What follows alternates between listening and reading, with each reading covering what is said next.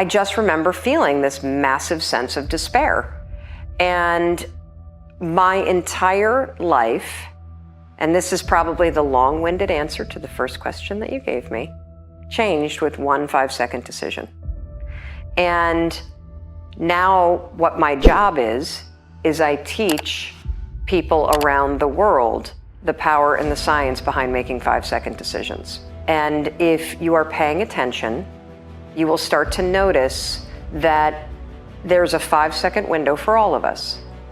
There's a 5-second window between the moment that your inner wisdom, your instincts, your second brain, your gut, whatever you want to call it, all of that unique power that's in you that comes from your DNA, that comes from your life experiences, that comes from everything that you've learned in your life, situational intelligence, all of that, when it speaks to you and tells you to move, to speak, to take some form of action, you only got 5 seconds to move before your mind will talk you out of it. Right, and you call it the emergency brake, right? Yes, so what we do is we tend to pull the emergency brake because your mind is designed to do 3 things. Your mind, by design, does just 3 things. It basically regulates your body to keep you alive.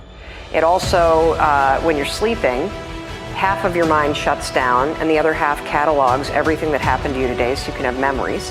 And the third thing that your mind does is it protects your ass. And the main way that it does that is it does that by magnifying risk. Magnifies any situation or any conversation. And so, what happened for me is I realized as my life was circling the drain and we're facing bankruptcy and Chris is on the couch, this was not the situation that I wanted. I didn't want my life to end in divorce. I didn't want to be in financial ruin. I didn't want to be depressed. I didn't want to be anxious. And here's the truly screwed up thing. I knew what to do to fix it. See, this is the trap that most of us are in. Most of us know what we could do to change things for the better. And we spend our time and our energy talking ourselves out of doing those things. And the other thing that I convince people of, because this is so true, it's the littlest stuff. The little things make all the difference. And I could spend hours with you explaining the science of confidence and explaining the science of risk and explaining the science behind courage and explaining habit loops and how they get encoded in your brain. You don't need to know any of that because you're not applying for a PhD in psychology. I have done the work, and what I know is that true change comes down to 5-second windows. That moment that you know you need to do something that feels slightly uncomfortable, and your resignation, your excuses, your self-doubt start cranking up in your head, you gotta move. You have to move. And so what happened for me is I invented a hack, a brain hack. It's the stupidest thing in the world. And it turns out that it's actually tremendously profound and powerful at a neurological level and at a scientific and a psychological level. When I invented it, I had no clue what I had invented. And it took me about 3 years from the moment that I invented it to actually realize that, holy shit, I think I've discovered the secret to changing anything. And what was it?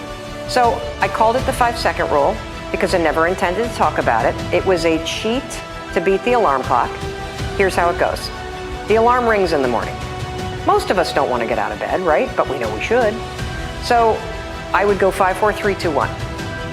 The moment the alarm rang, 5, 4, 3, 2, 1, just like NASA, what they do, they count down to launch a rocket ship. And the counting backwards kind of shut my mind off. And then suddenly at 1, I would stand up. And I would use this every single morning to get out of bed. And 9 years later, I still use it every single morning to get out of bed. I think some behavior you can learn and automate. Other stuff that you don't like doing, you're going to always have to push yourself. That's just how it is. And I noticed 2 things as I started to use it. I noticed that window where I'd be lying in bed and I'd have the knowledge that I should get up, but in my body I wouldn't feel it. And as I lied in bed, and you can try this tomorrow morning, set your alarm earlier than you normally do, and watch what happens. The alarm will go off and your mind knows that you said you would get up. Your mind has that wisdom, your gut has that wisdom. It's holding on to it, and then it starts to kind of nudge you with a little guilt.